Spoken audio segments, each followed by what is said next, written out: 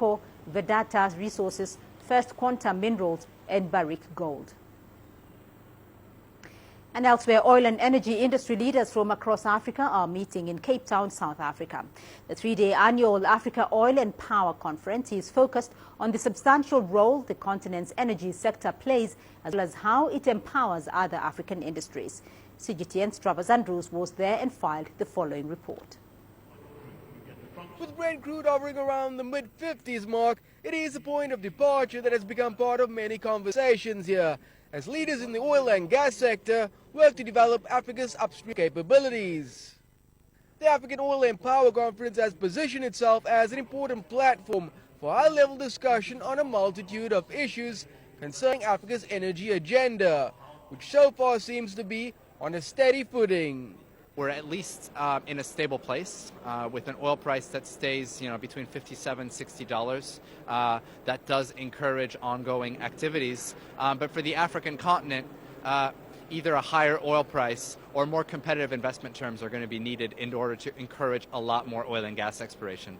The exploration in Africa overall this year is higher than in previous years, so it's encouraging. For many, energy in Africa is an important issue, with South Africa's integrated resource plan already set to procure 27 gigawatts of energy, some derived from independent power producers. But gas to power is being closely pursued by other countries with an abundance in the resource, including Equatorial Guinea, who have gone through an unprecedented amount of licensing rounds to pursue their resources. We are very happy because there seems to be a lot of interest on Equatorial Guinea, especially about our policy of exploration.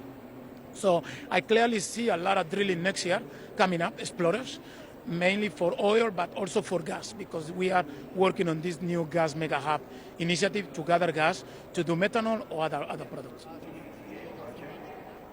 Natural resources, though, employ just 1% of Africa's total workforce, so there's enormous scope for growth.